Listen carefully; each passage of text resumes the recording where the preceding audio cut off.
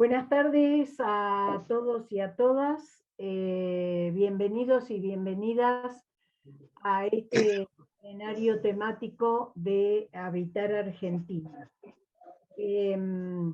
Como todos y todas sabemos, hace un par de meses la Comisión de Suelo y Tierra se propuso no el deseo, sino casi la necesidad de integrar la temática ambiental dentro del marco de esa comisión.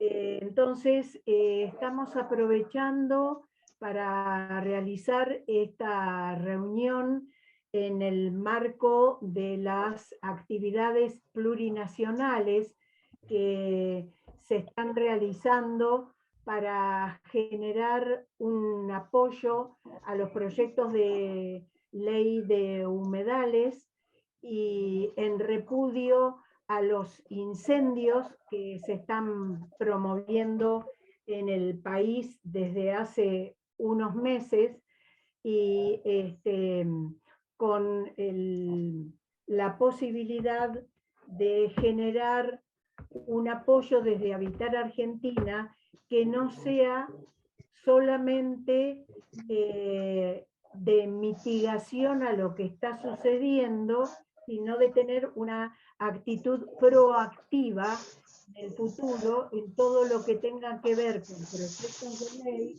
y también ejecuciones a nivel local, provincial y nacional que requiera una conducta proactiva en este sentido.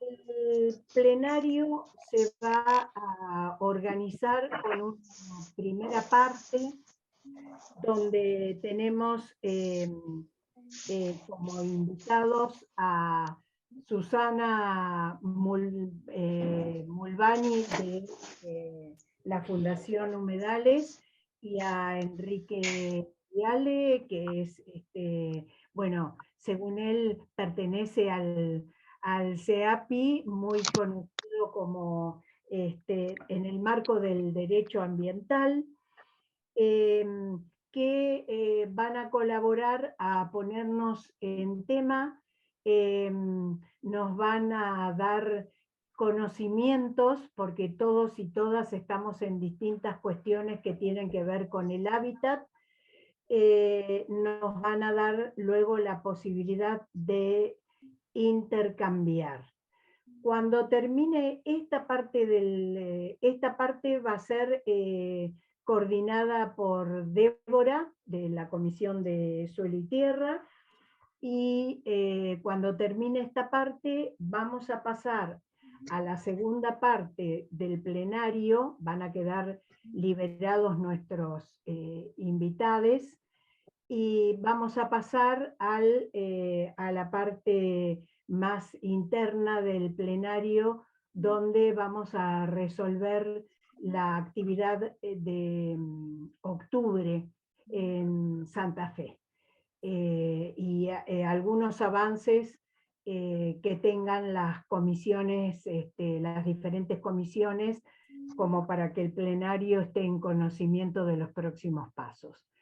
Así que sin más, y para no hacer esperar tampoco a la invitada y el invitado, le paso la palabra a Débora para que haga el disparo inicial.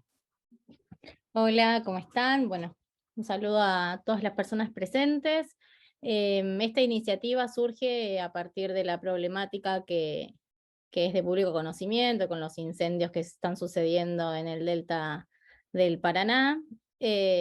Hoy en los medios todavía la noticia está mucho más presente. En su momento pensamos que con la distancia en la que lo estábamos organizando al plenario y con esta preocupación quizás la problemática hubiera cesado, pero claramente ha empeorado. Y como un poco también lo había mencionado Ana hace un ratito, esta comisión que trabajamos sobre el suelo, sobre el ambiente, tenemos esta mirada, era importante hacer un plenario temático.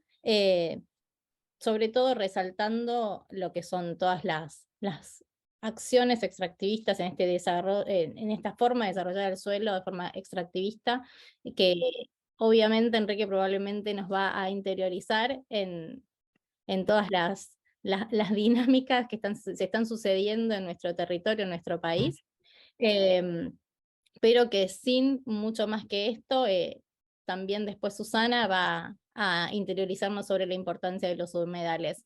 Voy a compartir algunas imágenes para quienes no hayan visto lo que hasta ahora se viene mostrando y viene sucediendo. No sé si lo llegan a ver. Estas son las imágenes de lo que habían sido los incendios en Corrientes. Estas en Córdoba. Y esto ya los focos de incendio en el delta de Paraná. Estas son las imágenes que son tomadas, que ya un año atrás lo hubiésemos visto desde lo que es Rosario. Y esa es la imagen de los sectores que se están incendiando frente a la ciudad de Rosario. Entonces, voy a admitir personas que están por entrar. Si siguen viendo la presentación, creo que no, ¿no? Dejé de compartir, sí. Si dejaste de compartir, si me permitís, vamos a pedir a todos que se muteen, a todos y todas, para que no haya interferencia en el sonido. Susana Mulnari es licenciada en biología, especialista en ambiente y patología ambiental. Trabajó en investigaciones científicas técnicas en CONICET. Es educadora popular, docente universitaria durante muchos años. Posee una extensa y variada experiencia en gestión ambiental. Trabajó en el gobierno de la provincia de Buenos Aires desde el año 1988 hasta 2018 y fue coautora de la resolución 2909 de OPDS. Y actualmente es profesional asociado de la Fundación Humedales. Enrique es abogado de la Universidad de Buenos Aires, especialista en Derecho Ambiental, fundador de la Asociación Argentina de Abogados Ambientalistas, miembro del Centro de Estudios y Acción por la Igualdad, CEAPI, que forma parte de Habitar Argentina, y también es parte y miembro del Tribunal Ético por los Derechos de la Naturaleza. Además, quiero contar, porque son dos documentos que a mí me gustan mucho, es autor de diversos libros y artículos especializados en el desarrollo de política, derecho y justicia ambiental, pero sobre todo coautor con Maristela Svampa de El colapso ecológico ya llegó, una brújula para salir del mal desarrollo, y del mal desarrollo, la Argentina, el extractivismo y el despojo. Así que, sin más, no quiero quitar más tiempo, le paso la palabra a Enrique y posteriormente a Susana para que nos cuenten sus opiniones sobre el tema. Bueno, ¿qué tal? ¿Cómo andan? ¿Cómo va? Muy buenas tardes, es un gusto estar acá con tanta gente que a muchos de acá los y las conozco y además conozco mucho el funcionamiento de Hábitat. He estado en algunas reuniones cuando estaba en el Senado, yo trabajé también con Pino Solanas varios años en el Senado, así que vi en acción a Hábitat, ¿no? Estaba bueno eso. Y además, bueno, formo parte del CEAPI, como se dijo, que tengo amigos, compañeros, compañeras, como Facu y Filippo o Anita, entre otros que sé que regularmente están acá. Le voy a matar a Facundo que no vino hoy acá. Me dijo, te voy a ver. Pero bueno, y también tengo muchos amigos. Bueno, ahora justo Claudia de Mendoza, que hace muchos años que nos conocemos, se salió. Ahí está Claudia, ¿cómo estás? Hace mucho no nos vemos, pero bueno, tenemos. Y bueno, y Beatriz, que es a Beatriz Pedro, que la conozco también hace mucho por su militancia de tanto tiempo, ¿no? Así que muchas gracias, es un honor en serio estar acá, porque sé que cada una de ustedes, digo una porque la mayoría son mujeres, y está bueno eso. Sí, casi el 100% diría. De las, por lo menos cámaras prendidas, el 100%. Pero sé que tienen una larguísima trayectoria, todas ustedes, así que por eso es un honor estar acá.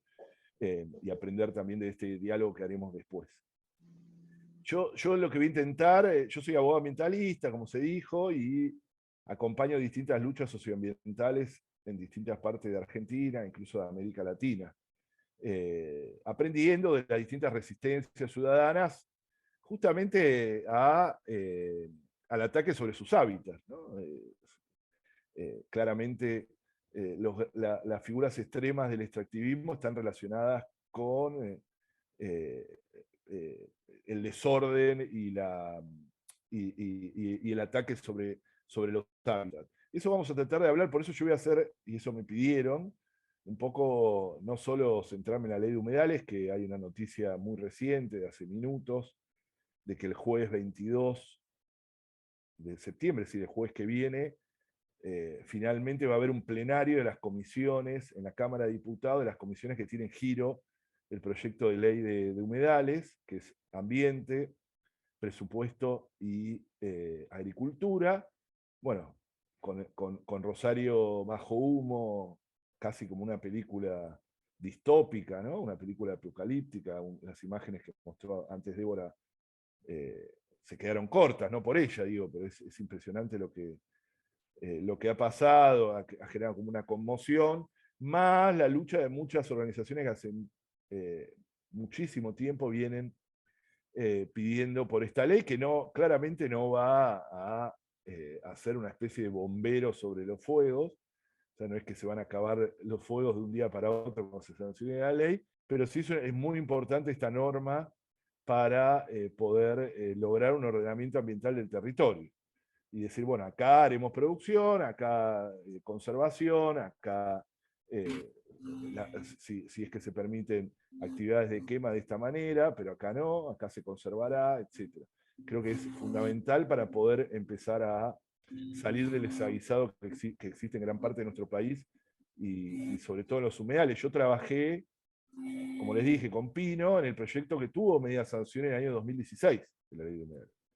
Y les puedo asegurar que hay un detrás de escena, un behind the scenes terrible de lo que son los poderes fácticos, los lobbies, ustedes lo saben bien, porque justamente Habitar está acostumbrada a trabajar en el Congreso, pero pocas veces vi eso que yo trabajé también, la ley de bosques el 2008 y la ley de humedales el 2010, digo las leyes nacionales, donde había lobbies fortísimos, pero pocas veces vi lobbies actuando de la manera que actuaron y que están actuando contra la ley de humedales en el Congreso.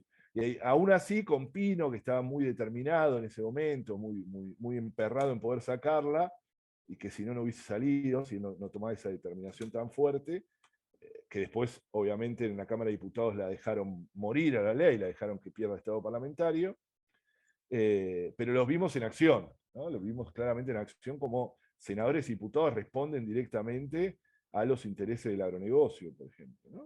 Con nombre y apellido. Pero ustedes saben que la ley de humedales no solo está el agronegocio en contra de una norma que ordene el territorio, porque no es otra cosa que ordenar el territorio, es una ley que no tiene prácticamente prohibiciones, sí tiene cosas muy buenas, pero no es como la ley de glaciares, que tiene un artículo, por ejemplo, muy concreto que prohíbe la actividad minera sobre glaciares. En cambio, la ley de humedales no tiene una norma que prohíba actividades, no es que crea un gran parque nacional, ¿no? Muchas veces quisieron hacer creer eso, ¿no? El 23% de nuestro territorio, que es lo que se calcula que podrían ser humedales, quedarían inutilizados, ¿no? No está creando un parque nacional. Ahí hay unos ruidos. Facu, ahí está. Se escuchaba de ahí. ¿Será Facu y Filipo ese? ¿Será? Bueno, y... Acá estoy, buenas. ¿Qué hace Facu? ¿Cómo andas? Bueno, pero también está no solo el lobby del agronegocio, que es que realiza actividades de quema y actividades sobre humedales en gran parte de nuestro territorio, por ejemplo la ganadería, expulsada muchas veces del continente por la soja transgénica, sino también está el lobby de la especulación inmobiliaria, los grandes countries, esto lo saben muy bien ustedes, casi redundante decirlo, pero los grandes countries y barrios cerrados del Gran Buenos Aires fueron creados sobre la destrucción de humedales, ¿no? Valga ese juego de palabras, porque lo primero que hay que hacer es destruir el humedal, destruir las características del humedal, y muchas de ustedes son arquitectas, y saben que los primeros meses de la construcción de un barrio cerrado son meses y meses de camiones entrando y entrando con tierra para elevar y quitarle las características al humedal. Paradójicamente después se venden como una vuelta a la naturaleza, ¿no? Así se venden comercialmente, cuando lo que tuvieron que hacer es destruirlo. Y también está el lobby y la minería muy fuerte contra la ley de humedales. Y esto se sabe un poco menos porque el lobby de la minería es más silencioso, mucho más, tienen también sus propios legisladores y legisladoras, pero ustedes saben que, por ejemplo, el litio está en salares de altura que son humedales. Insisto, la ley no prohíbe la extracción del litio, lo que haría es ordenar ambientalmente, ¿no? Pero aún así no quieren este tipo de actividades extractivas, que son lo que llamamos extractivismo extremo, o figuras extremas del extractivismo, no quieren ningún tipo de límites, ¿no? Para la actividad, ninguno, por más mínimos que sea. Y también hay minería metalífera que está sobre humedales también, como vegas, el caso de Veladero, la mina de Barrick en San Juan, que tiene dentro de su explotación, y así ha destruido vegas que son humedales. Entonces, otra de las lobistas contra la ley. Ese triple lobby hace como una especie de Dream Team, o más bien, no sé cómo se dice pesadilla en inglés. ¿Cómo se dice pesadilla en inglés? ¿Alguien se acuerda? O, no, o nadie, o somos todos como yo. No, bueno. En vez de Dream Team, que sería como una pesadilla team de lobby de la gran minería, de lobby contra la ley de humedales. Eso a modo de introducción. Yo quería decir algunas cosas antes, como ustedes saben, como se contó, como ustedes saben, no, como lo contó Débora, nosotros venimos investigando el tema del extractivismo en América Latina hace bastante tiempo, y tengo la suerte de trabajar con Maristela Svampa, también con los compañeros del CEAPI hemos trabajado estos temas, incluso el tema del extractivismo urbano, pero entonces quería hacer una caracterización un poco de lo que pasa para que después Susana, que es especialista, además de la Fundación Humedales, nada más y nada menos, nos hable mucho más y con mayor certeza científica sobre los humedales, la ley y todos sus derivados. Pero si yo una caracterización general, eso es lo que habíamos arreglado un poco, lo voy a hacer de la forma más sintética, soy muy verborrágico, así que párenme cuando el tiempo se haya acabado. Porque además tenemos el tiempo de intercambio, que siempre es mucho más interesante que escuchar a alguien, y sobre todo en pantalla. Cuando me invitaron a esto, en un entre paréntesis, yo pensé que iba a ser presencial, me había entusiasmado con eso, porque me gusta ahora hacer cosas presenciales, después de tanto tiempo de encierro. Pero bueno, sé que hay mucha gente que está en las provincias o en distintos lados, entonces esto ayuda también a que haya más comunicación.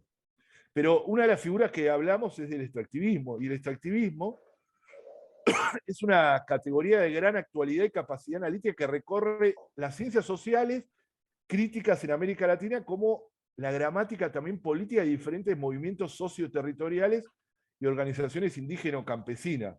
Es decir, que ese lenguaje del extractivismo muchas veces lo escuchamos en académicos que lo nombran, pero también, y mucho en América Latina, en movimientos sociales o movimientos indígenas que saben que es el extractivismo. Lo sabe la Asamblea de Mendoza, por ejemplo, que es el extractivismo, pero por fuera quizás de eso se hace más difícil entender qué es. Se podría caracterizar este extractivismo como un patrón. Hay una. A ver, ahí está. Sí. Ya está. Sí. Ya está. Perdón, seguí. Sí. El extractivismo puede ser caracterizado como un patrón de acumulación basado en la sobreexplotación de bienes naturales cada vez más escasos, en gran parte no renovables, así como la expansión de las fronteras de explotación de territorios antes considerados como improductivos. Esto es muy importante de la caracterización.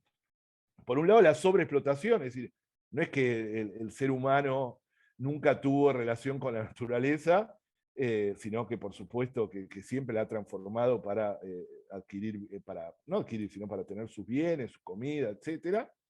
Pero la característica del extractivismo es la sobreexplotación, es decir, su gran escala, ¿no? Es una de las características. Y el otro es la expansión de las fronteras. Eso es muy importante también para entender por qué nos oponemos al extractivismo. Es decir, la acumulación por disposición que hablaba David Harvey, que tanto conocen ustedes porque es un urbanista tan conocido, entre otras cosas, ¿no? Un geógrafo urbanista tan conocido. Pero la acumulación por disposición se puede ver a partir de la soja transgénica, que entre otras cosas se comió, entre comillas, 8 millones de hectáreas de bosque nativo en Argentina desde su autorización en el año 1996. 8 millones de hectáreas, es una provincia entera, para que se den una idea. Entre Ríos tiene más o menos esa superficie, o el país entero de Irlanda. Como si fuese todo un gran bosque, se lo comió entero a partir de la autorización. Pero es decir, es eso, lo que antes se consideraba improductivo entra dentro y esa lógica. Como también la gran minería, que va a lugares donde eran impensados, como por ejemplo el Famatina, ¿no? Cuando uno va a Famatina en La Rioja y habla con sus pobladores, el Famatina es algo inmaterial, es un cerro hermoso, que recomiendo que vayan, un lugar de los turísticos de los más lindos de América Latina, pero que quiere ser explotado, un cerro que es un cordón montañoso precioso, que para la gente es algo inmaterial, es algo, tiene, incluso la gente mayor saluda al Famatina a la mañana, ¿no? Eso que estaba fuera de comercio para la gente, el gran capital a través del extractivismo lo pone dentro. Dice, bueno, quiero el Famatina, necesito los minerales de ahí para hacer mucho dinero. Pero es el corrimiento de la frontera. Y con el petróleo pasa lo mismo, ¿no? El petróleo, y a partir de técnicas nuevas, digo, en su masividad, no porque sean nuevas descubiertas, como el fracking, la fractura hidráulica que se realiza en Vaca Muerta, en el yacimiento de hidrocarburos no convencional en la Patagonia Argentina, es también la ampliación de la frontera, porque así como la gran minería lo que busca son minerales de baja ley, en el caso del fracking es prácticamente lo mismo. Pero ahora vamos a hablar de eso, porque lo voy a contar con más detalle, ya me voy anticipando. Obviamente el extractivismo se caracteriza por la exportación de bienes, o sea, por tener una economía de exportación de bienes primarios a gran escala, entre ellos hidrocarburos, gas y petróleo, metales y minerales, y productos ligados al paradigma agrario, ¿no? En Argentina sí sabremos de eso. Y el rasgo que repito es el gigantismo, la gran escala de los emprendimientos, ¿no? Lo cual, y que caracteriza el extractivismo, nos advierte sobre la envergadura de las inversiones de carácter capital intensivo, pero no trabajo intensivo. Son todas actividades que no producen grandes puestos de trabajo o gran cantidad de puestos de trabajo para las inversiones que, entre comillas, se realizan. Digo entre comillas porque no toda la inversión ingresa a nuestro país y mucho menos a nuestra economía, ¿no? También presenta una determinada dinámica territorial cuya tendencia es la ocupación intensiva del territorio y el acaparamiento de tierras a través de formas ligadas al monocultivo o monoproducción, ¿no? Entonces, el avance sobre el territorio combina en gran parte de los casos la dinámica de enclave o fragmentación territorial y es muy escasa producción de encadenamientos endógenos relevantes, con una dinámica de desplazamiento, dislocación de las economías locales tradicionales y expulsión de poblaciones, lo cual tiende a colocar a las grandes empresas que poseen una proyección global en el rol de actor social total en el marco de las sociedades locales. Es decir, las empresas se convierten en los grandes, entre comillas, ordenadores de los territorios, ¿no? Esto si lo sabremos en la ciudad de Buenos Aires, a partir del extractivismo urbano realizado por las grandes corporaciones inmobiliarias, que son, y lo saben muy bien ustedes, las que ordenan, entre comillas, el territorio en ciudades captadas por la especulación inmobiliaria como la de Buenos Aires. Si no es el interés general el que hace los códigos de planeamiento o el que modifica la legislación de planeamiento o de ordenamiento territorial, sino que es a partir de los grandes intereses inmobiliarios y a partir de intereses muy, muy concentrados. Después vamos a ver la dinámica también, cómo se une lo que pasa en grandes ciudades como en Buenos Aires y lo que pasa en un modelo, por ejemplo, de agronegocio como el que estamos viviendo. Pero eso lo vamos a ver adelante. Kiki, consulta. No sé si querés mostrar algo. Si querés compartir pantalla, estás habilitado. Solo No, para. no, porque son Ok, notas de un perfecto. punto de vista. No, no tengo. Como dijiste, vamos a eh, estar. Listo. sí. El neoextractivismo abarca algo más que aquellas actividades consideradas tradicionalmente como extractivas, ¿no? Además de la gran minería, incluye la expansión de la frontera petrolera y energética, el fracking, la construcción de grandes represas hidroeléctricas también, que generan grandes desplazamientos de población, y además estas represas generalmente al servicio de la actividad extractiva.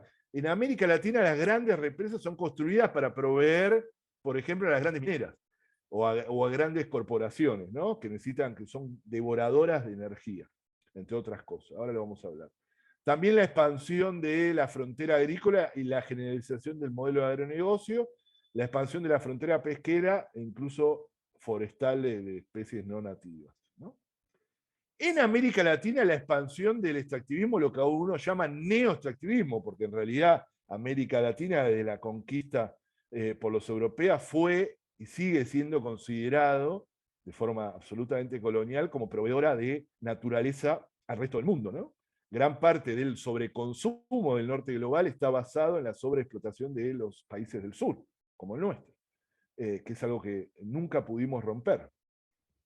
Porque, y ahí es donde Maristela Svampa habla de el cambio de un pasaje en América Latina en el último tiempo, un escenario político-económico, en el cual una de las notas mayores, y ella dice, y lo decimos así en el libro, lo relatamos, en los libros, tanto Mal Desarrollo como en el colapso ecológico ya llegó, el consenso de los commodities, ¿no?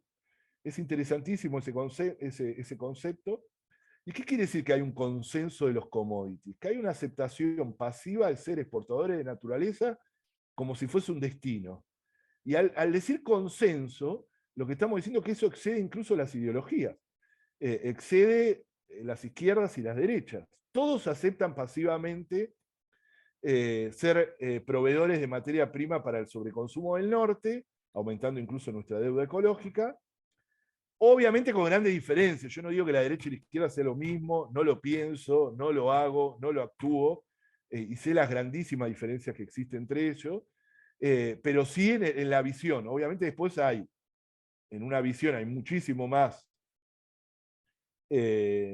políticas de redistribución de la renta, de la poca renta que genera el extractivismo, y en las otras hay mayor concentración económica, ¿no? Pero la mirada sobre eso no, la mirada sobre que somos eso, América Latina, no sé, incluso los grandes proyectos progresistas de los últimos años en América Latina no han discutido eso, ¿no? Sí han traído en algunos casos, por supuesto, y con mucha importancia, mayores niveles de igualdad, etcétera, o de distribución del ingreso, pero nadie se ha caracterizado. Hago un entre paréntesis. Colombia, a partir de Gustavo Petro y Francia Márquez, está intentando cambiar eso. Después podemos hablar de eso, porque ayer acabo de llegar de Colombia y estar reunido con dos ministras, como la ministra de Ambiente y la ministra de Minas y Energía. Que, entre paréntesis, las quería traer para acá, es decir, ¿por qué no se nacionaliza en Argentina?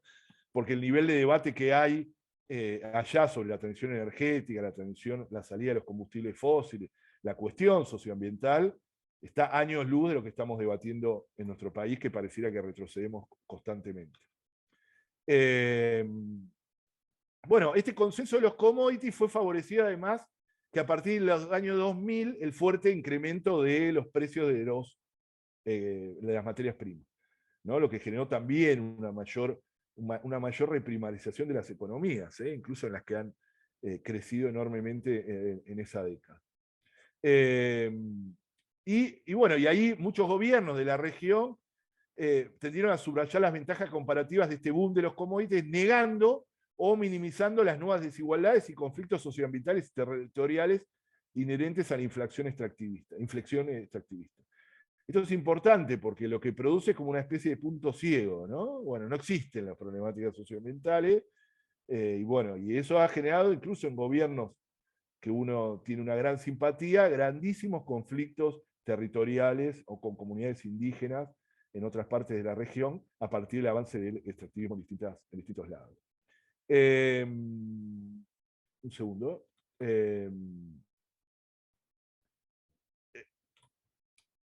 en nuestro país este extractivismo, ya un poco lo anticipamos, y lo que voy a tratar para ir después cerrando, para que pueda exponer Susana, sí aparece básicamente ilustrado por la expansión del modelo de agronegocio, la gran minería, el petróleo, y nosotros incorporamos, y esto con digo desde el CEAPI, el extractivismo urbano también, ¿no? Como parte, más allá de que técnicamente el extractivismo urbano no tiene los commodities, ¿no? Aunque la tierra un poco funciona de esa manera. Ahora vamos a hablar un poquito de cada uno para terminar de caracterizar. Digo, y son exactamente estas menos el petróleo, aunque el petróleo puede haber zonas en vegas donde haya explotación de petróleo, digo, pero estas 4 figuras extremas que voy a hablar son las que se oponen a la ley de humedal. O sea, no es casualidad, ¿no?, que las grandes figuras extremas sean las que se están oponiendo a la ley de humedal. La gran minería, para caracterizarla rápida, hubo una vuelta de tuerca muy grande. No es que no hubo nunca minería, no nos oponemos a todo tipo de minería.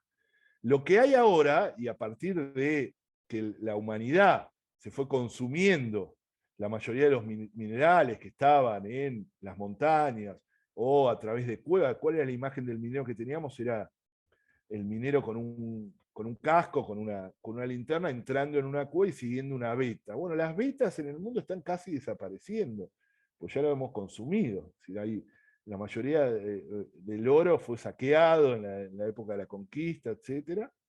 Y otros minerales también. Entonces lo que hay que hacer ahora es buscar minerales, digo, para mantener la ilusión del crecimiento ilimitado, conseguir o perseguir o explotar minerales, los considerados de baja ley. Es decir, poca proporción de mineral por tonelada de tierra. Y por eso lo que hay que hacer literalmente es volar cerros y montañas enteras a través de grandes explosiones, después pasarlos por una sopa química que usa mucha energía, agua y sustancias químicas para poder separar la roca del mineral. Pero lo que quiero decir es que las características en las que se encuentran los minerales es la que la hace inherentemente contaminante e insostenible. No es una cuestión de más control. No es una cuestión de que pongamos, no sé, 1000 personas controlando el emprendimiento o 20 helicópteros controlando. No es una cuestión de que lo hacen para hacerlo más barato, sino que las propias características, aun si se hace sin accidentes, que los hay, como los hubo en Veladero en el año 2015, el derrame minero ambiental más grande de la historia argentina, aun si no existieran esos derrames, o lo que pasó en Brasil en la presa de... Ay, se me olvidó el nombre, tengo problemas con los nombres, ya me voy a acordar, que hubo más de 200 muertos. Vale, ¿no? Vale, la empresa. Vale, sí. De Vale, pero no me acuerdo el nombre de la ciudad, pero capaz Graciela te acordás. Bueno, la cuestión es que aún si no existieran esos, la actividad es inherentemente contaminante porque es voraz en energía.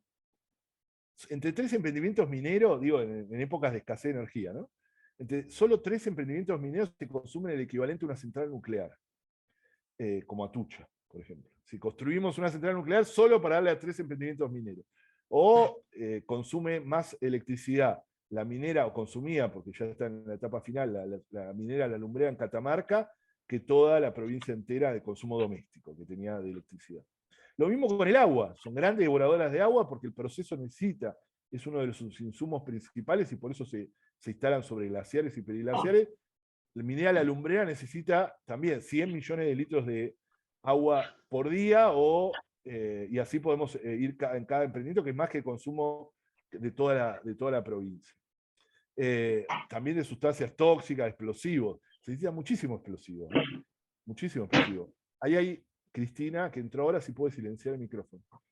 Porque se escuchan unos ruidos. Perdón, que parezca medio mala onda. Pero bueno, la verdad que en Argentina, si hay luchas que han caracterizado al movimiento socioambiental, son los que lucharon contra la gran minería. Contra la gran minería, les hablé antes de Famatina, pero lo que pasó el año pasado en Chubut, con el Chubutazo, lo que pasó en el año 2019 en Mendoza, el Mendozazo, si todos así, ¿no? Con azo, son los grandes hitos socioambientales de nuestro país y de América Latina. Les puedo asegurar que recorriendo la región saben y le miran con mucha admiración las luchas territoriales porque han ganado hasta ahora. Y bueno, y en Argentina hay 7 leyes que tienen, en 7 provincias, que tienen prohibición de este tipo de actividad extractiva, ¿no? Y todas gracias a las luchas, Claudia lo puede dar ejemplo desde Mendoza, gracias a las luchas socioambientales territoriales. Es increíble y tenemos que aprender mucho de esa dinámica. Yo soy porteño y nos han arrasado la ciudad y no logramos grandes marchas, no logramos conmover a la población, ¿no? Como sí lo han hecho el pueblo de Mendoza, que había 200.000 personas en las calles. O sea, una marcha de 200.000 personas. Sería como acá en el Gran Buenos Aires, hubiese 3 millones, 4, no sé. No se me ocurre el número. Y en Chubut también, en Chubut hubo 100.000 personas en las calles, una provincia que tiene 500.000 habitantes. Bueno, Cristina, que pensé que era de San Juan, pero dice que es de Trelew, lo habrá visto en vivo y en directo el año pasado, que es interesantísimo porque son luchas transversales, policlasistas, es interesantísimo. Es de los movimientos que más hay que observar y aprender sobre eso. Y además que tienen, esto para habitar, tienen entre sus consignas y entre sus acciones el conseguir leyes. Es decir, eso es interesante porque hay un pie muy fuerte y el más grande en las calles, pero también en la institución, en el palacio sería, a través de la conseguición, a través de conseguir la sanción de leyes que prohíben este tipo de actividad. Esa es una, no quiero seguir, podría estar con la media, podríamos hacer una charla solo de media minería porque es unos temas que más me apasiona y que más he seguido, ¿no? Por suerte, con buena acogida de los movimientos territoriales que siempre nos reciben con muchísimo gusto. Y yo aprendo un montón de eso. Bueno, pero hay que seguir porque hay que pasar la palabra. El agronegocio es el gran actor central del extractivismo en nuestro país. Ocupa la soja transgénica autorizada en el año 1996 en un expediente en 2 meses, en inglés, redactado por la propia empresa creadora de la semilla transgénica Monsanto. Es decir, que el propio expediente lo creó en el año 1996, se aprueba en uno de los primeros lugares del planeta la soja transgénica en Argentina. Para que se den una idea, año 2022, en Europa no está autorizada la soja transgénica, no está permitida. No está permitida. En gran parte del planeta no lo está. Sí lo está en el cono sur de América Latina, que es Argentina, Uruguay, Brasil, Paraguay y en parte en Bolivia, y en Estados Unidos, ¿no? Esos son como los lugares mayores, no son los únicos. Pero este cono sur fue conocido como la empresa Syngenta, que es una especie de Monsanto peor. Syngenta es un monstruo muy grande, a pesar que tiene un CEO que es medio gracioso y que va a los programas de televisión a partir de la pauta que paga, no sé si lo vieron alguna vez en los medios, porque va todo y se encarga de pagar en medios progresistas, ¿no? Y va y hace un discurso, bueno, ese es el CEO de una de las transnacionales con mayor conflictividad social, ambiental y económica del planeta. Y se hace el gracioso en programas, incluso en programas de radio, y todos progresistas. Esto se llama, ¿cómo se llama? Aracre, Antonio Aracre. Digo, para cuando lo vean, siempre recuerden eso, porque parece muy simpático todo, y en realidad está defendiendo los intereses de una de las transnacionales, que es peor que Monsanto, para que se den una idea. Pero Syngenta le había llamado la República Unida de la Soja, para que vean cómo nos ven. O sea, para que vean cómo nos ven y nos tratan. Este experimento que nació en el año 1996, que incluso en Brasil no estaba autorizada la soja transgénica y fue de contrabando, como siempre hicieron, así que fue avanzando de forma ilegal, se llamaba la soja Maradona, para que se den una idea, para caracterizar con Argentina.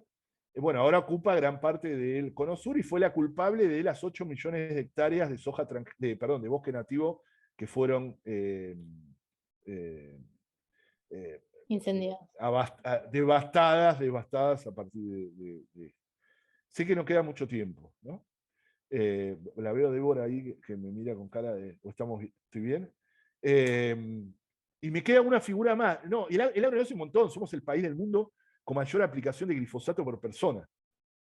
Tenemos ese récord. Yo siempre recuerdo. 500 millones de litros de agroquímicos se arrojan al año en nuestro país. 350 millones de eso es glifosato. El glifosato saben que es el herbicida estrella de la soja, porque la soja fue modificada genéticamente para resistir ese glifosato. glifosato, que es una especie de derivación del agente naranja y del napal, porque se usa, incluso se usa en Colombia, en distintos lados, para destruir cultivos ilegales, o en la guerra de Vietnam se usaba para arrojar sobre las tropas enemigas para poder de esa manera desmalezar, etc. Y poder ver a las tropas enemigas. Bueno, eso es. Digo, y es el mismo fabricante. Monsanto fabricó la agente naranja, el napal y ahora el glifosato. El problema es que el glifosato está en todos lados. Está en las lluvias, según un estudio de la Universidad Nacional de La Plata.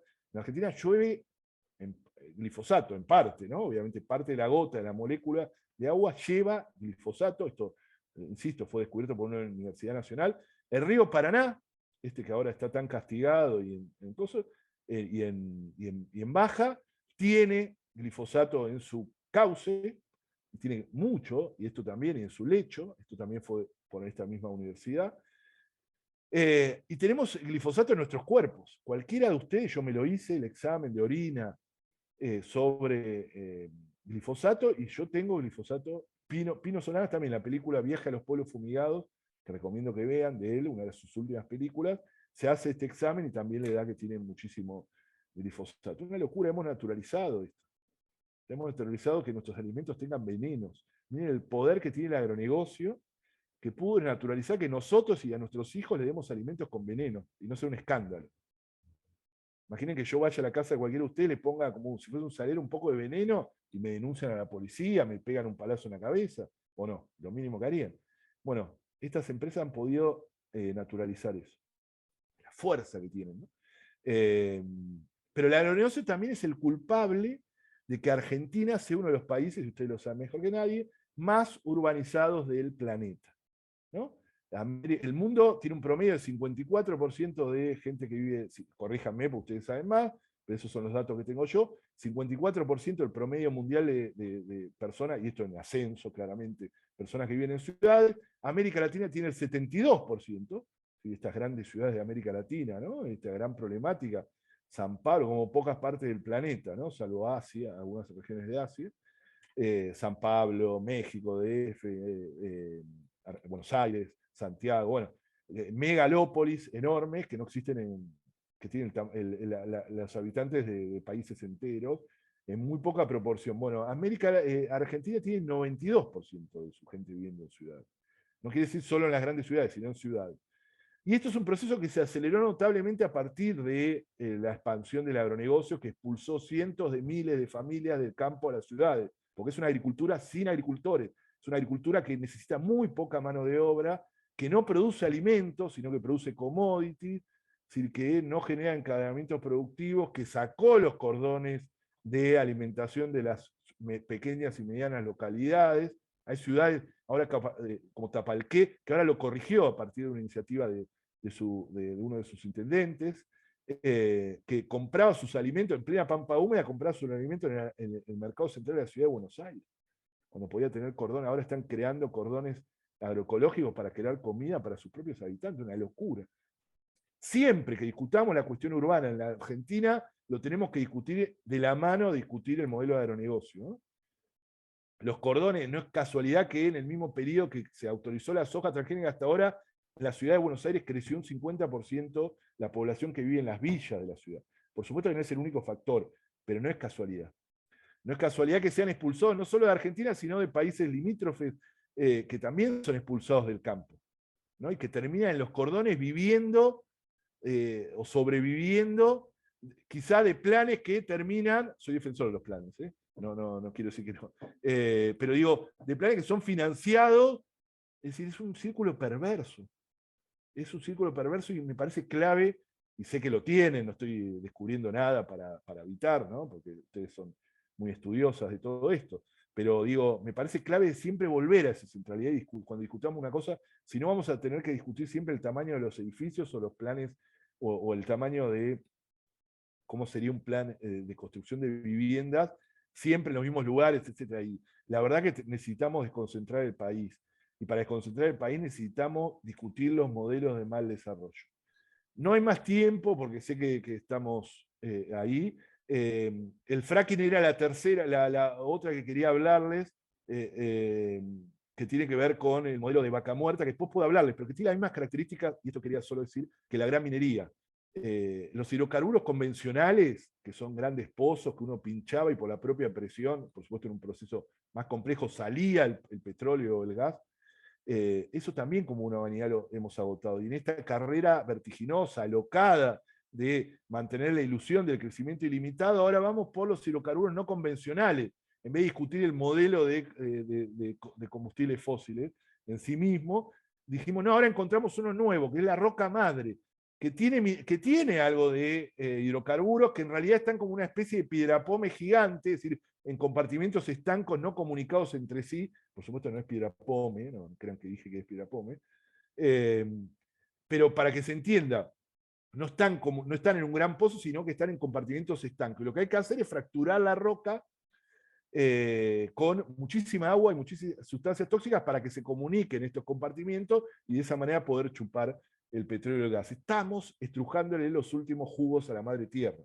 ¿no? Como cuando los chicos toman con la pajita lo último, digo, como sociedad. Como la mega minería está raspando el fondo de la olla, esto le está estrujando los jugos a la madre tierra.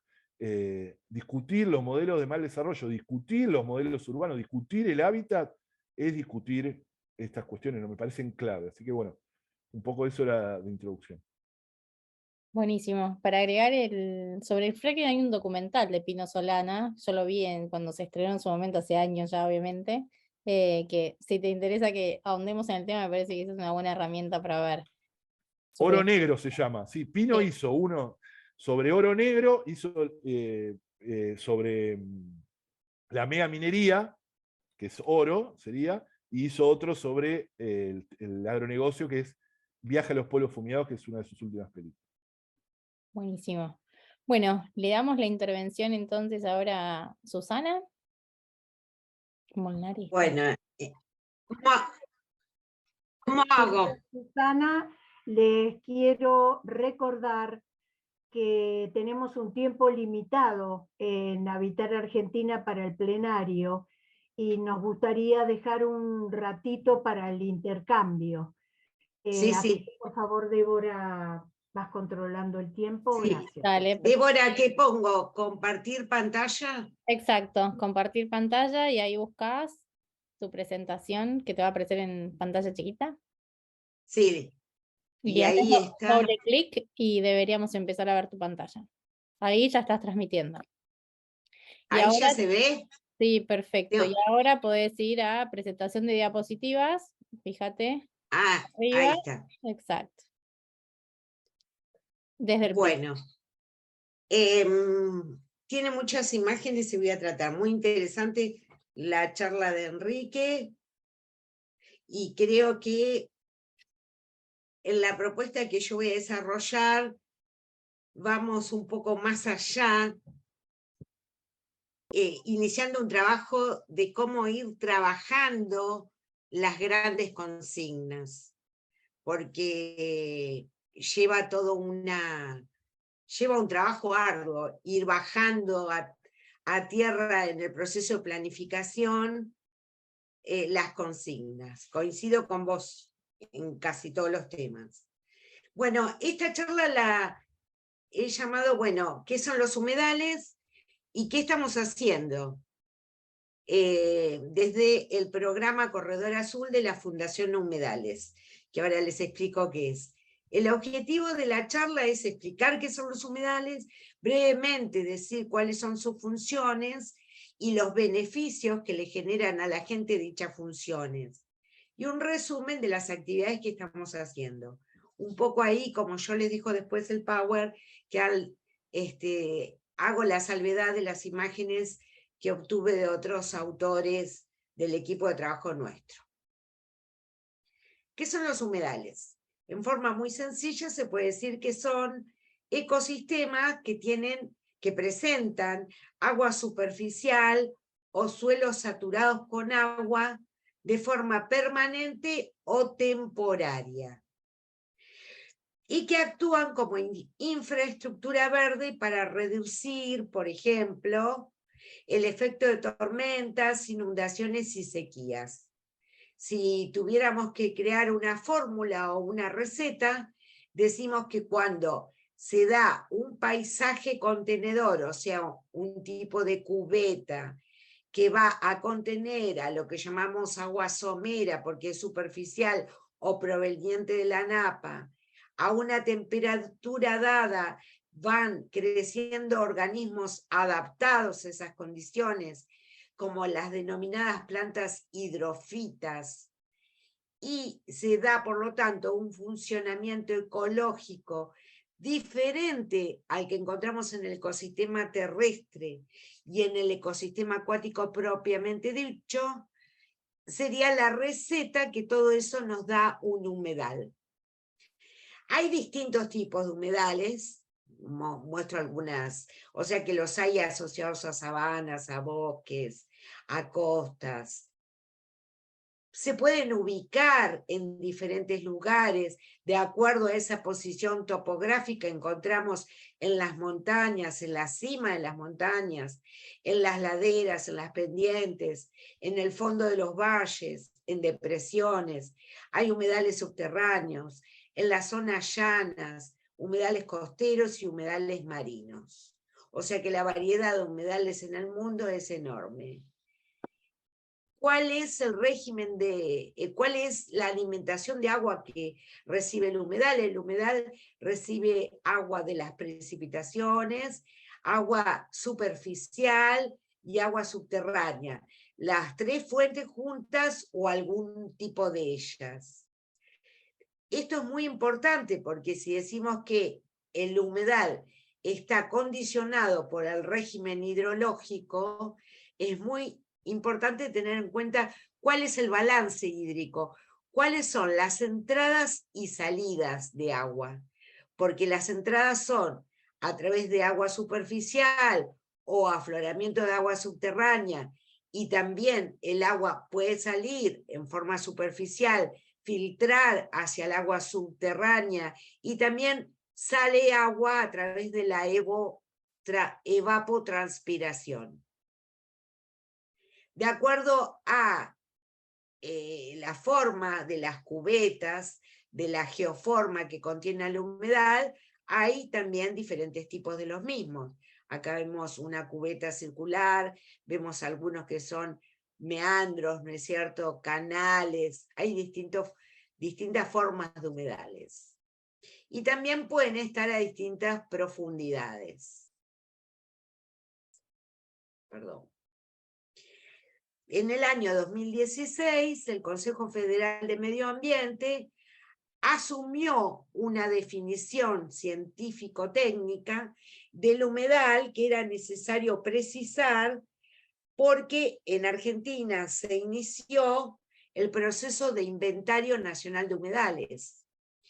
El inventario de humedales es un proceso que permite la identificación y la delimitación de los mismos, trabajo que se realiza a diferentes escalas. Entonces tenía que haber un consenso científico. ¿Qué es lo que se considera para la ciencia un humedal? Y esta definición tiene que ser muy precisa, porque cuando se hace el inventario, tienen que poder entrar en el inventario todos los humedales del país. Si la definición fuera incompleta, solamente podrían inventariarse algunos de los mismos y otros no. Y visto su vinculación con los sistemas acuáticos propiamente dicho, ya sea agua subterránea o agua superficial, es muy importante tenerlo bien identificado y delimitado. Entonces, para el COFEMA, humedal es un ecosistema en el cual la presencia temporaria o permanente de agua superficial o subsuperficial, que es la que está debajo del suelo, causa flujos biológicos, geológicos y químicos propios del humedal, distintos al ecosistema terrestre y acuático. Por lo tanto, los humedales tienen indicadores. Estos indicadores tienen que ver con lo que recién mencionamos del agua, si es superficial o subsuperficial, si aparece en forma temporaria o permanente, el tipo de plantas adaptadas al humedal y el tipo de suelos hídricos o sustratos con rasgos de hidromorfismo. Esto en su momento, en el proyecto de ley de humedales, en los proyectos que se discutían, se discutió muchísimo porque el sector productivo quería poner una definición que no incluyera algunas áreas que son y corresponden a humedales. Entonces vemos dos características muy típicas de los humedales: la variabilidad y la conectividad que este tipo de ambientes tiene con ecosistemas terrestres y acuáticos. Esto va variando. Entonces, para identificarlos, para delimitarlos y para entender su funcionamiento, es preciso trabajar el humedal teniendo en cuenta el contexto geográfico en el cual el mismo está. ¿Cómo se relaciona el humedal con otros humedales, con el agua subterránea, con el agua superficial y con ecosistemas acuáticos propiamente dichos? Quiere decir que en el análisis de esta temática, como con otros ecosistemas, se trabaja analizando factores climáticos, geomorfológicos, ecológicos y de usos. ¿Qué usos y qué modalidades de usos hace la sociedad? Y esto debe ser trabajado a diferentes escalas, tanto temporales como espaciales.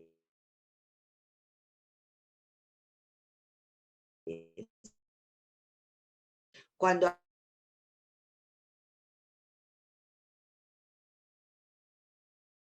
a la red de paisaje escalal, los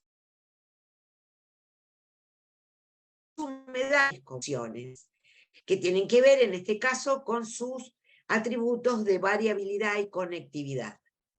De esas funciones surgen lo que denominamos contribuciones de la naturaleza para la gente, que es lo que hasta hace poco se conocía como servicios ecosistémicos, que si tuviéramos que clasificarlos, decimos, hay de 4 tipos: de regulación, la función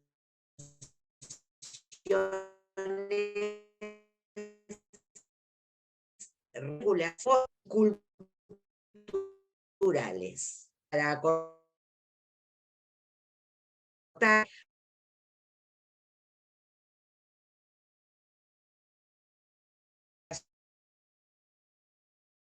los humedales,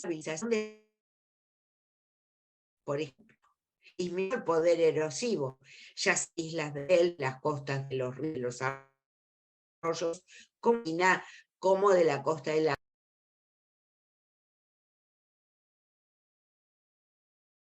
y desincronizar las crecidas no se cumple. Estas son imágenes satelitales del delta, donde ha habido inundaciones terribles y las sequías que hoy estamos teniendo. Fotos que demuestran los servicios ecosistémicos. Esta vegetación protege la erosión costera, el humedal sirve para la pesca, para el turismo, para se puede aprovechar la vegetación, construcciones del lugar, la apicultura, refugio de biodiversidad, son alimento para la ganadería, etc. Este es el mapa a una escala dada, porque las zonas no sombreadas no quiere decir que no tengan humedales, sino que a la escala que se hizo este mapa no aparecen, pero de acuerdo a estos datos, el 21,5% del país está ocupado por humedales. ¿Por qué? Y entonces ahí es donde ciertos sectores productivos se asustaban de esta cifra y decían, no, es el 12%. Pero a la hora de tenerse que realizar el inventario de humedales, se tiene que saber la verdad de los humedales que hay. ¿Por qué hay una oferta tan importante? Y bueno, es por la geografía del país, porque si tenemos el emplazamiento de la cordillera de los Andes, las sierras pampeanas, en la zona de Brasil tenemos el macizo, una meseta importante que influye en la geografía de la región. Tenemos el macizo del norte de Patagonia, del Deseado, y tenemos una influencia bioceánica principalmente del océano Atlántico, y tenemos, todo esto va generando vientos, corrientes de aire, y tenemos la cuenca del Plata, ¿no es cierto?, que va recorriendo y es la segunda más larga de América del Sur. Todo esto va generando una oferta de posibilidades de humedales que dan ese 21,5%, que representan 600.000 kilómetros cuadrados.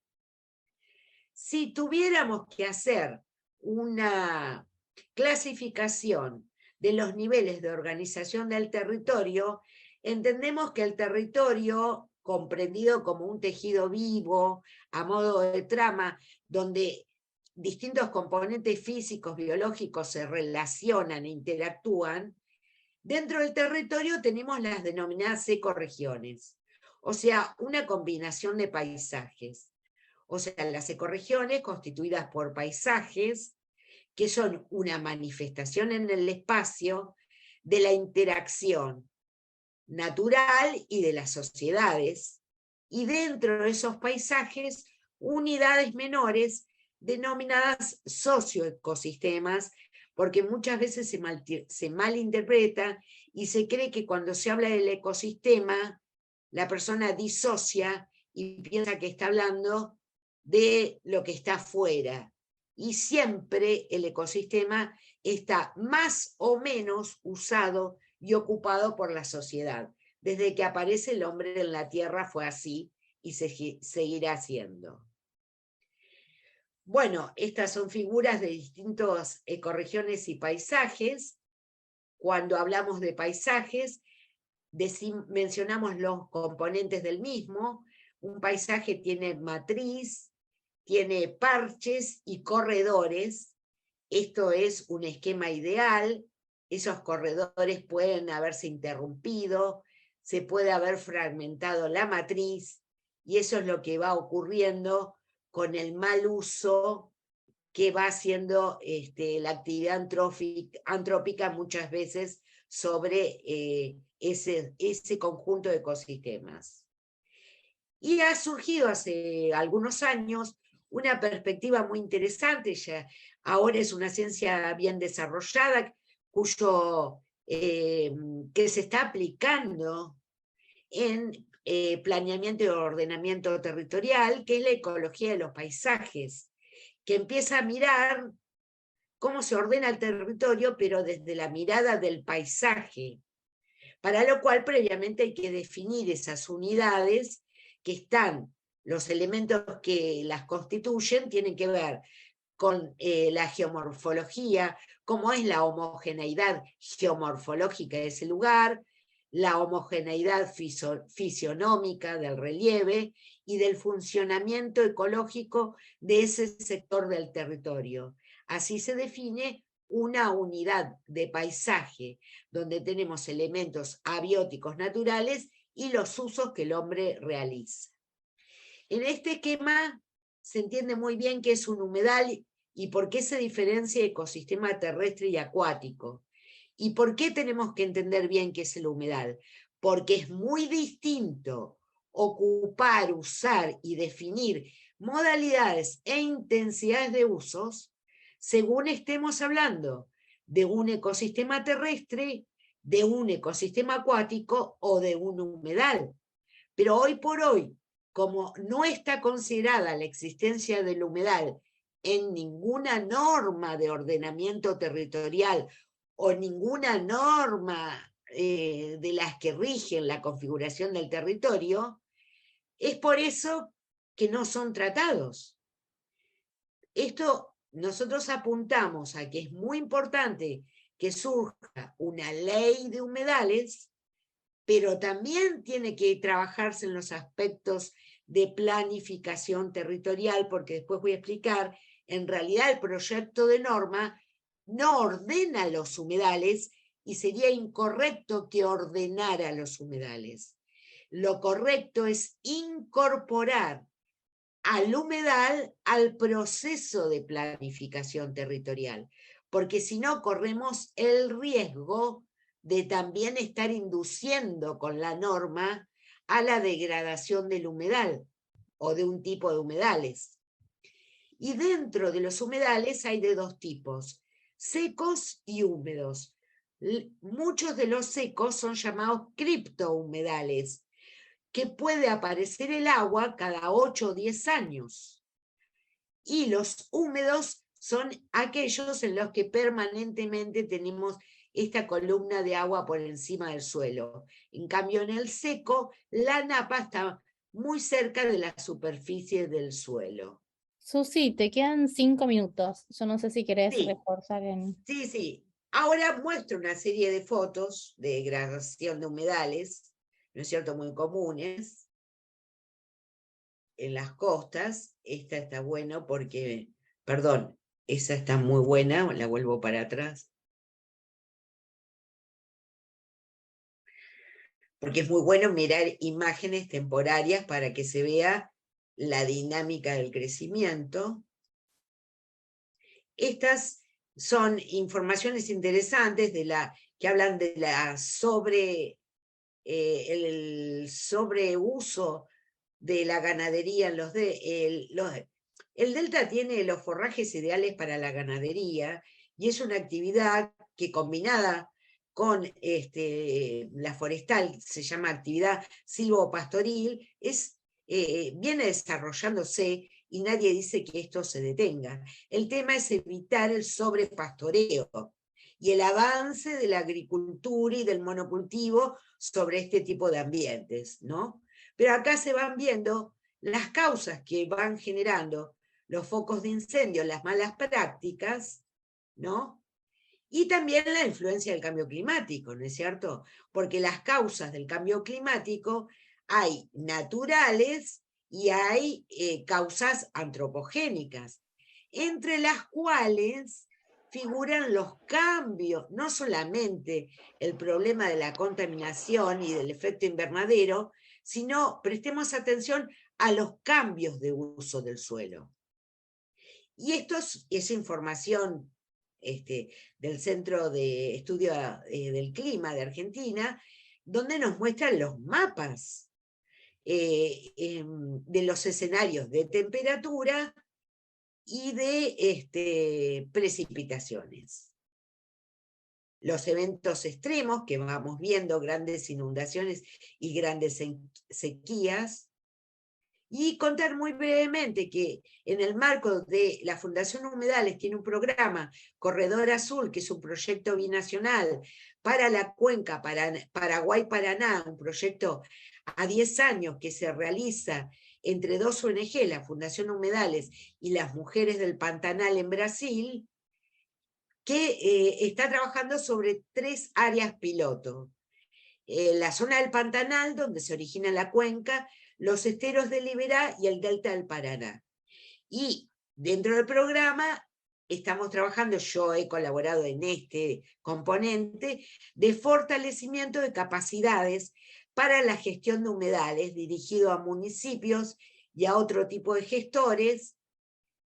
Se les dio una serie de capacitaciones, ahora se creó mediante un convenio entre la Fundación Humedales y la Universidad de San Martín, una diplomatura como ámbito de capacitación permanente para gestores, donde fundamentalmente hacemos hincapié a las etapas de la planificación territorial, ya que la planificación va de la mano de la gestión. Se utiliza la información que brinda el Inventario Nacional en sus distintas escalas, porque en algunos lugares se ha avanzado, son 4 escalas, en algunos como la Cuenca del Paraná se avanzó hasta la escala 3, en el caso del Delta del Paraná específicamente.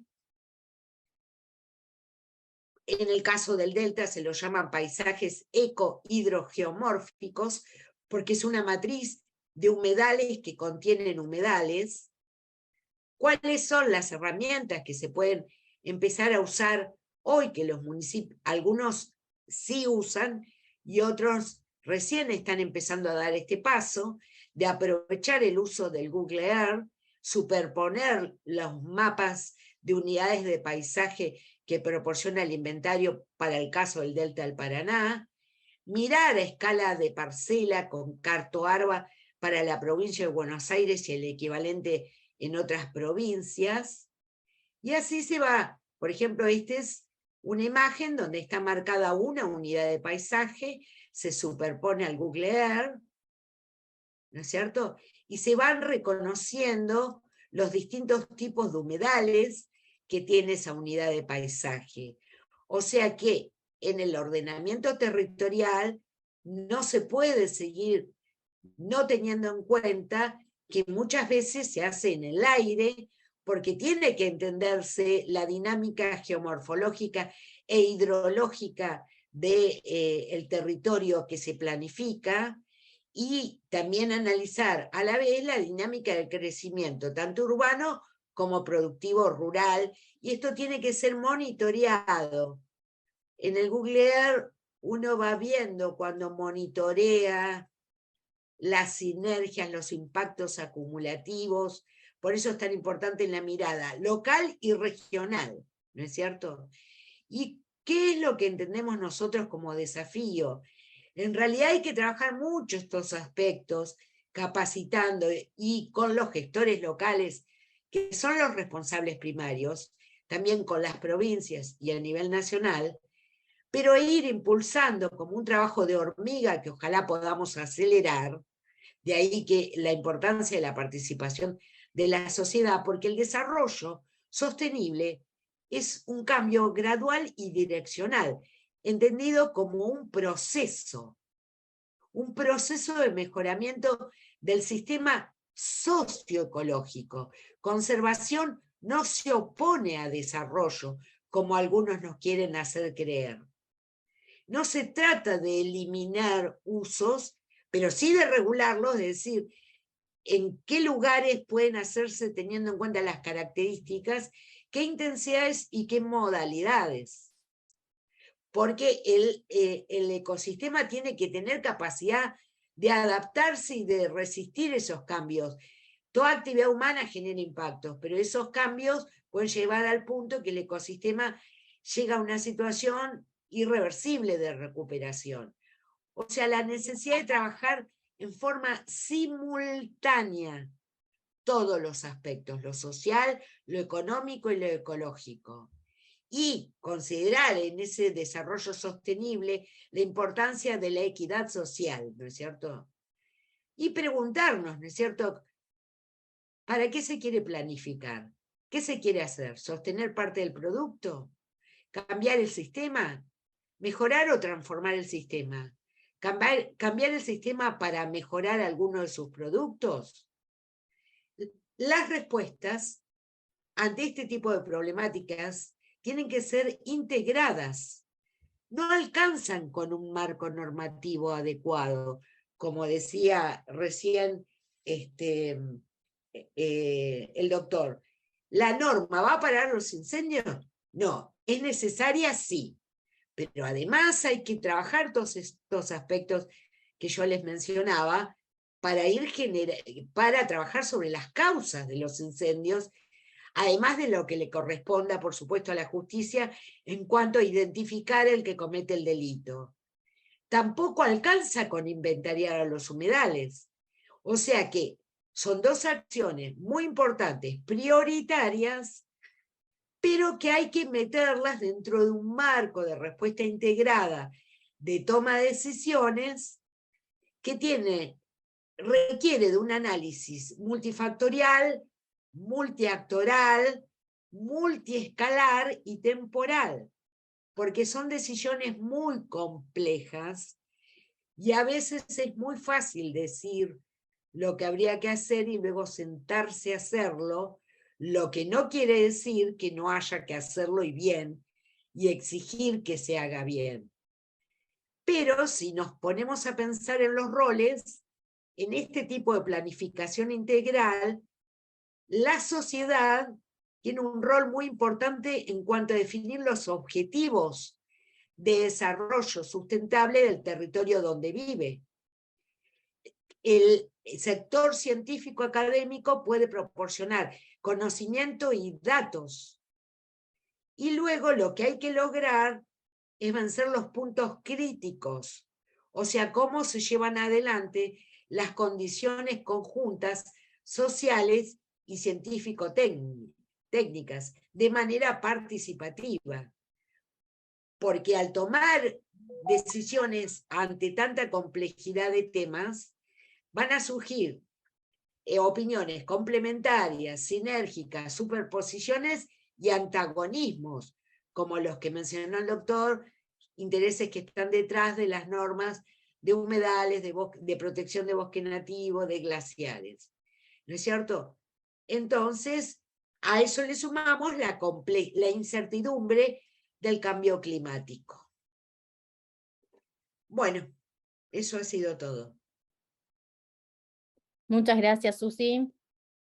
Muchas gracias, Enrique. Muchas gracias a los dos.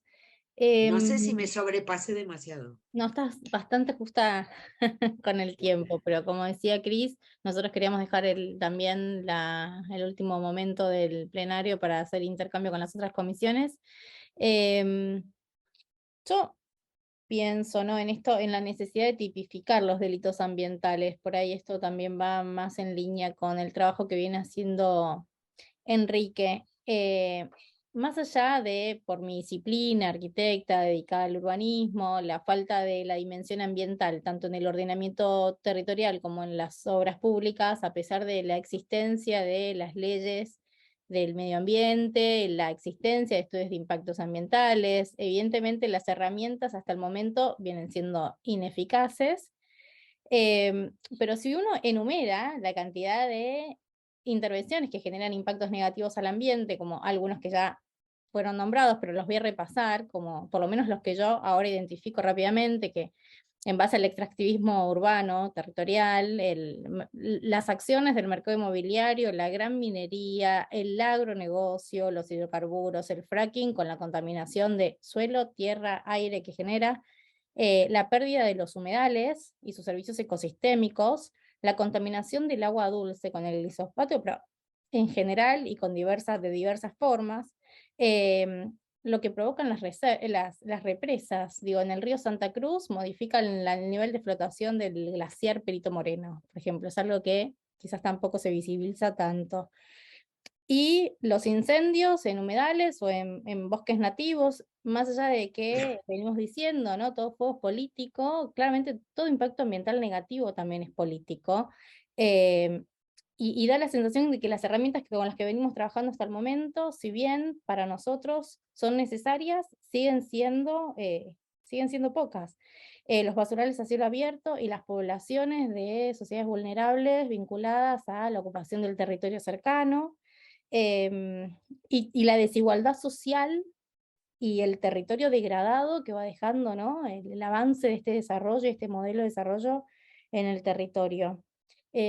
Enrique decía que el consumo de agua y de energía eléctrica que tienen estas industrias es gigante, y que obviamente puede llegar a estar vinculado a la falta de leyes, o a cómo estas leyes vienen estando frenadas de alguna forma, su tratamiento. Pero también es paradójico pensar que las poblaciones, hay muchísimos barrios en el territorio argentino que están faltos de agua y de electricidad. Digo, ¿cómo puede ser tanto para unos y tan pocos para otros?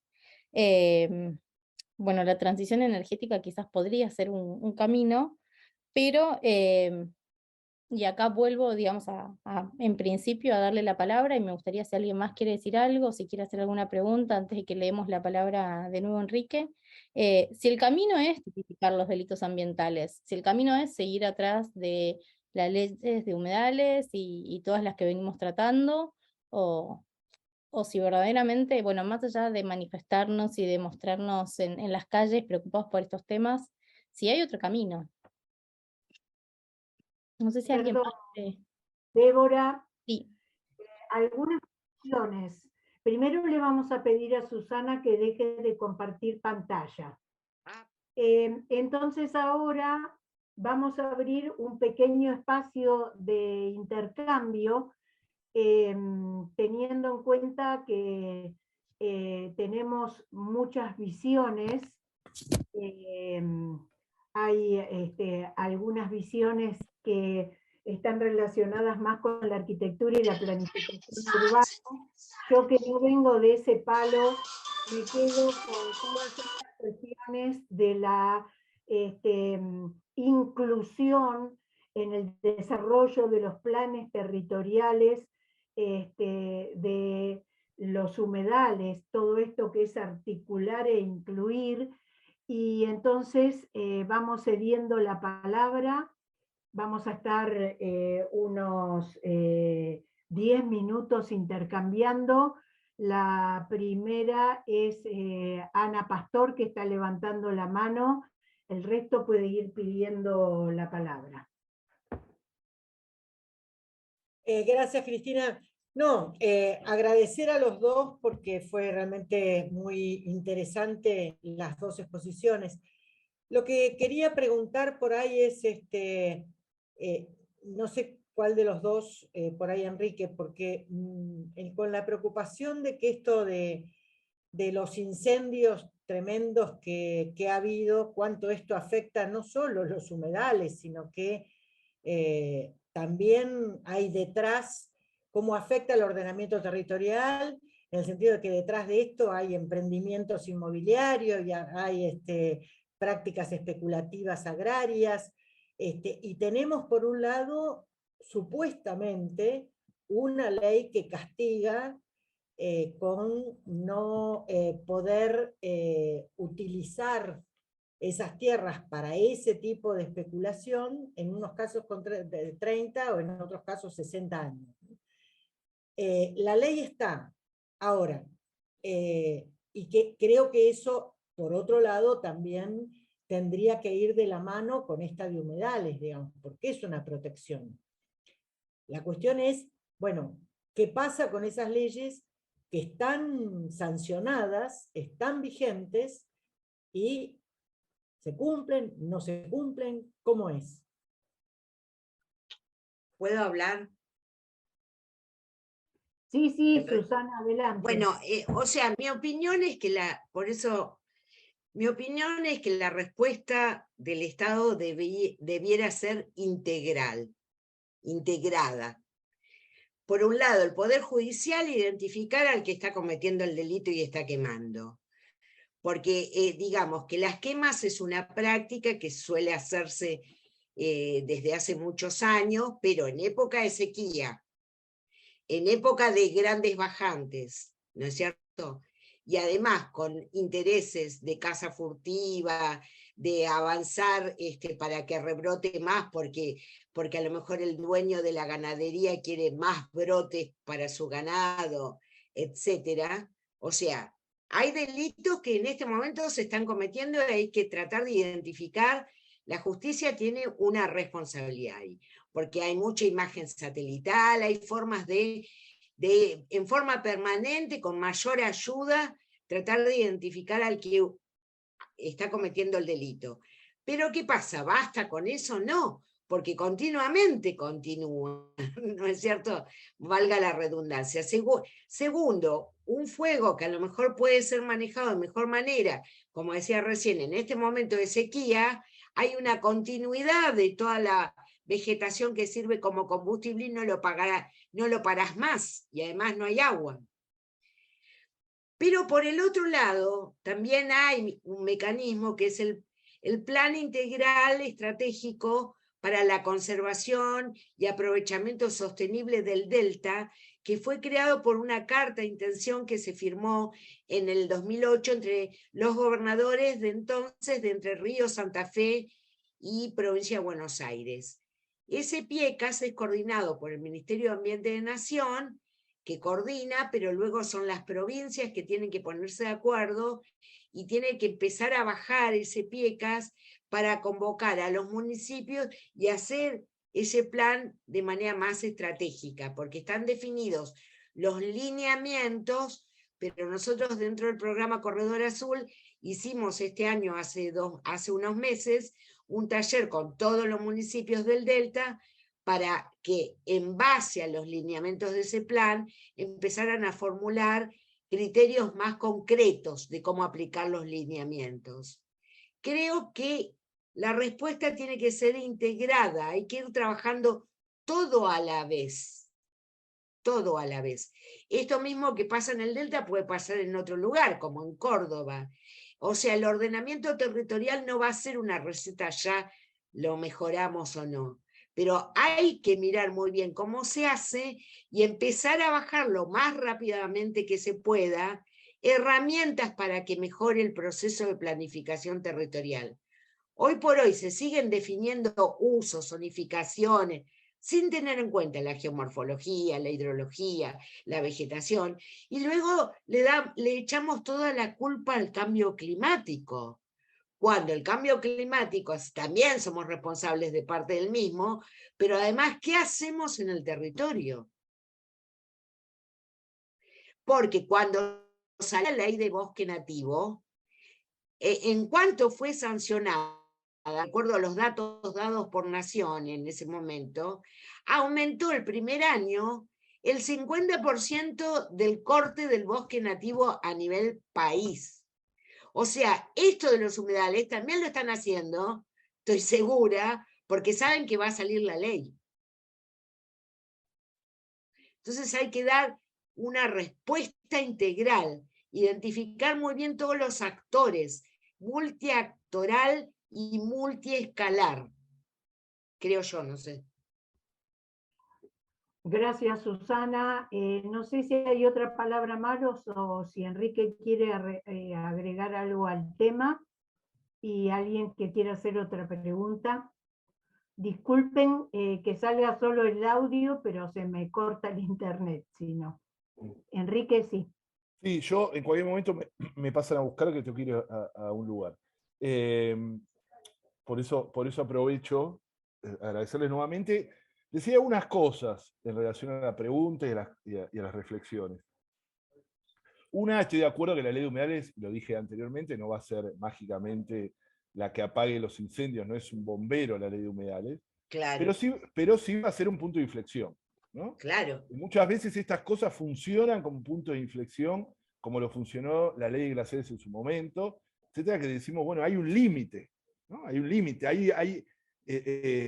digo, si no la sensación de omnipotencia que tienen los grandes poderes fácticos es muy, muy grande. Y romper eso es importante. Es importante de forma simbólica y real, por las herramientas que establecerá la ley, etc. Y por supuesto sería una herramienta más. No, lamentablemente quemar humedales no es un delito en Argentina. En Argentina no existen los delitos ambientales. No existen los delitos ecológicos. En Argentina es mucho más gravoso penalmente robarse una manzana para comer que quemar 1 millón de hectáreas de bosque nativo como se quemó en el 2020. Por ejemplo, no tuvo ninguna... En el 2020 se quemó 1 millón de hectáreas de bosque nativo. Y lo que va del 2020 hasta ahora de humedales, casi 1 millón también. Eso significa y que no tuvo ninguna consecuencia penal para nadie, con el desastre, el ecocidio que se formó, ¿no? Millones de animales que fueron muertos, daños obviamente a la fauna, flora, a bosques, humedales, a sus ecosistemas, incluso a propiedades. No tiene un responsable penal. En Argentina no hay nadie preso por contaminar.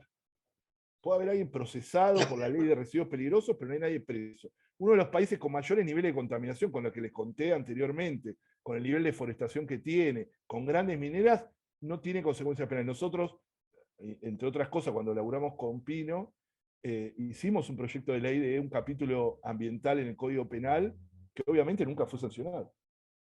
Entonces hay que defender el ambiente de manera indirecta, hay que probar que hay un lesionado, entonces vamos por el delito de lesiones. O si alguien muere, delito de homicidio, o si hay daños a los bienes de alguien, el delito de daño. Pero no existe el delito ambiental típicamente establecido. eso es importante, que también es algo que venimos trabajando hace muchísimos tiempos. Creo que es un momento histórico, estamos cerca de un momento histórico de que hay posibilidades de que por lo menos medidas sanciones que ver después en el Senado salga la ley de humedales, porque lamentablemente digo, no porque salga la ley, sino que lamentablemente, ¿por qué? ¿No? Porque Rosario se convirtió en la ciudad más contaminada del planeta, así lo han determinado, ¿eh? O sea, con la peor aire del planeta. Ustedes saben que el otro día había un 60% más de gases contaminantes de lo que la Organización Mundial de la Salud establece como muy contaminante. Había 60% más de lo que establece como muy contaminante. Las imágenes y las anécdotas en Rosario son apocalípticas y de películas o series distópicas. No solo las imágenes, que las vieron seguramente en las redes sociales, sino las anécdotas de gente que está encerrada en sus casas hace semanas, con toallas en las puertas y en las ventanas para que no ingrese el humo. Contaba un médico de Villa General Galvez que en los barrios populares los casos de enfermedades respiratorias de los niños se han multiplicado notablemente, casi se convierten en semicrónicas, y obviamente a quienes tienen enfermedades de base están en una situación crítica, gastando muchísimo dinero en medicamentos, gente totalmente sana gastando un montón, eso me contaba muchísima gente, gastando un montón en antialérgicos, etcétera, que para cómo tiene un efecto absolutamente secundario. No es una molestia el humo, no es solo una molestia en los ojos y una pequeña irritación, sino que tiene consecuencias muy concretas, y eso está muy estudiado de las ciudades más contaminadas como México DF o en China, de que produce un aumento de las muertes, aumento de enfermedades cardiovasculares, es decir, a corto y mediano plazo. Así que esto va a tener consecuencias en el tiempo. Lo que pasa es que nunca lo vamos, y eso favorece mucho a lo que nosotros llamamos la impunidad ambiental, que gente que va a tener enfermedades dentro de 1 año, 2 años, no lo va a terminar, no va a quedar asentado en ningún lado, que tuvo que ver con esta crisis de meses que está viviendo Rosario ahora, sino que va a aparecer como que tuvo una enfermedad cardiorrespiratoria, un paro cardiorrespiratorio, etcétera, y no quedará en ningún registro. Y eso alienta mucho la impunidad. Pero lamentablemente me tengo que ir. Bueno, no, yo quería aclarar que yo estoy totalmente de acuerdo con tu opinión. Sí. O sea, por las dudas que no se haya interpretado, No. estoy a favor de la sanción de la ley en forma urgente. Sí, claro. Pero además de eso hay que trabajar estos otros aspectos. Si me disculpan, hay una consulta que es, si pueden, Susana, si podés compartir el material, que a lo mejor podés poner el archivo acá y nosotros lo rescatamos para Habitar Argentina. Quiero decirles a ambos que con nuestro agradecimiento va la propuesta de colaborar para Habitar Argentina. Esto es un principio, no es un final ni una puesta, sino una puesta en marcha para acompañar toda esta cuestión, justamente articulándola con todo el quehacer de Habitar Argentina. Así que quedamos a total disposición para apoyar, aportar, militar, como decimos nosotros, estas cuestiones de aquí en el futuro. Así que tómenlo de esta manera. Volvemos a agradecer su participación, el hecho de otorgarnos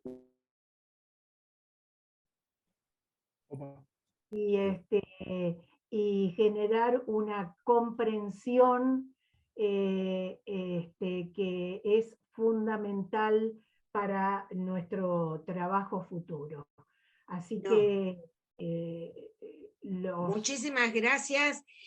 A través de Débora, porque decía Cristina, sí, yo ya se lo puede tengo. quedar el power, y agradecemos nosotros de haber podido participar y les tomamos la palabra porque nosotros también somos militantes de este tema, y si pudiéramos tener más actividades con ustedes, con otros colegas suyos o incluso charlas con la gente, estamos para ello. Así que encantadísimos. Genial.